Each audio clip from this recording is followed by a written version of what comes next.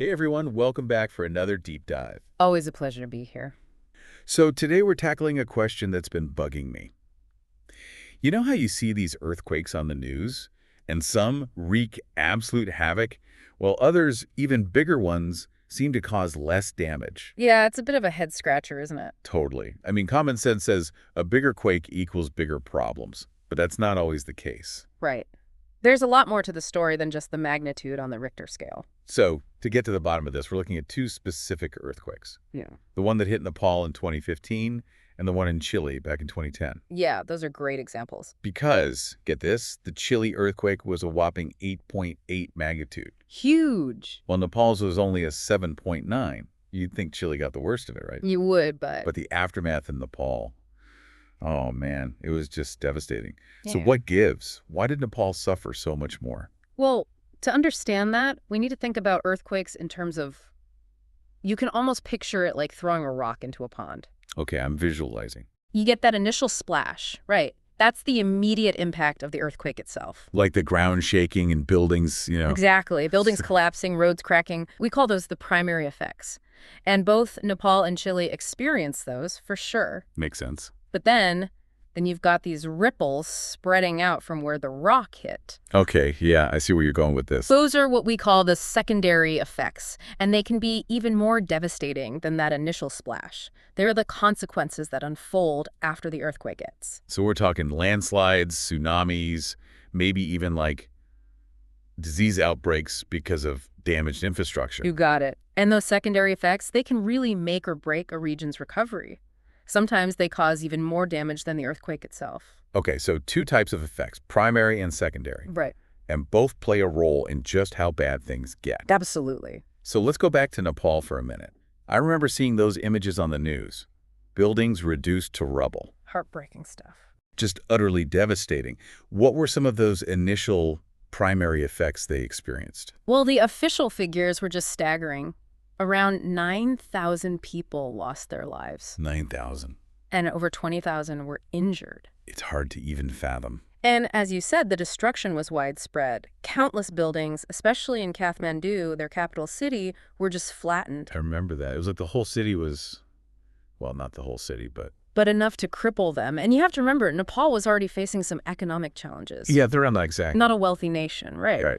Their GDP, it's much lower than many other countries, and that plays a huge role in how a country can handle a disaster like this. Makes sense. Fewer resources to start with. Exactly. They had less to invest in things like making buildings earthquake-resistant, disaster preparedness in general. Right. So when the quake hit, they were already at a disadvantage. Significantly, and then on top of all that, they were hit with those secondary effects. Oh, right. And one that really stands out, was it an avalanche? Yes. Triggered by the earthquake. Buried a bunch of tourists, as I recall. Just tragic. A horrible tragedy indeed. 20 tourists lost their lives. And while any loss of life is devastating, Of course. that avalanche really had a ripple effect on the country's economy. Oh, how so? Well, tourism, especially in the Himalayas, was a major industry for Nepal. Right. Those mountains. Iconic.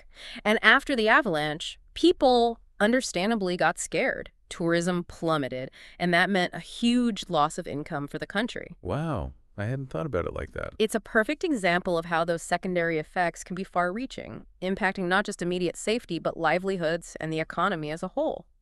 So Nepal, already struggling, gets hit with this 1-2 punch. Right. The earthquake itself and then all these cascading consequences. Sadly, yes. Now, let's switch gears to Chile.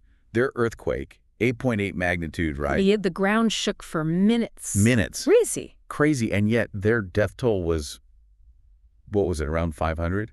That's right. significantly lower than Nepal's 9,000. Yeah. So how did they manage that? How did they escape a similar level of devastation? It's all about preparedness. Okay, tell me more about that.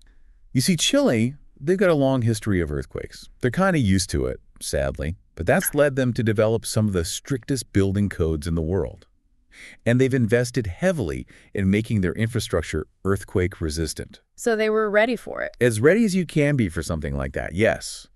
And because of that, even though the shaking was more intense in Chile, Yeah, 8.8 versus 7.9. right, fewer buildings actually collapsed. Oh. And that's what saves lives. So it's not just about how strong the quake is. Not entirely, no. It's about how well you're prepared to handle it. Precisely. And Chile was way ahead of the game on that. They were, yes. Did they experience any of those secondary effects, though? Like Nepal with the avalanche? Oh, they did. They had landslides that blocked some major roads. But here's the key difference.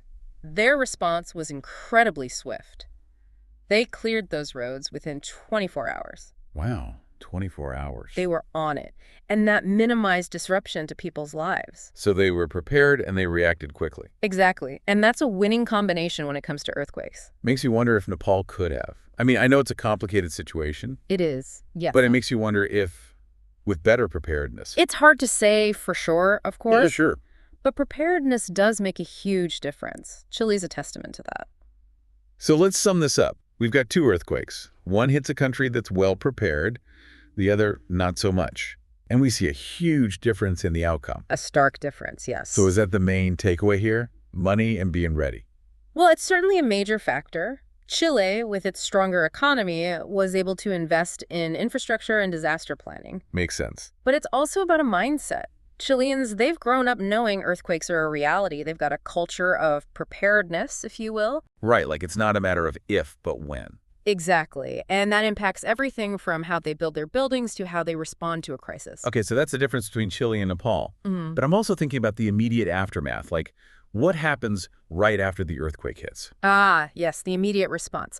Well, in both cases, the priority was search and rescue, of course, getting medical aid to those who needed it, Of course, yeah. providing food, water, shelter, the essentials. And this is where, I guess, international aid comes in. Often, yes, especially in a situation like Nepal's. They received a lot of support from other countries. I remember that. Teams from all over the world. The UK, India, China, many others. They sent search and rescue teams, medical personnel, supplies. It was a huge international effort. Essential, I imagine, given the scale of the destruction. Absolutely. And Chile, even though they were better prepared, they also received some international aid. It's often a necessary part of the immediate response. Okay, so that's the immediate stuff. What about the long-term response? Like, how do these countries rebuild? Well, that's where things get even more interesting.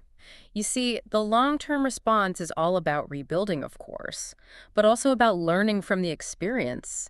It's about improving resilience for future earthquakes. So they're not just putting things back the way they were. Hopefully not. Ideally, they're making things better, stronger. And how does that actually play out? Well, in Nepal, for example, they've been working on updating their building codes. Yeah, making them more earthquake resistant. Exactly. But it's a slow process. I can imagine. They've got limited resources, and they still rely heavily on foreign aid to help with these efforts. It's a long road to recovery.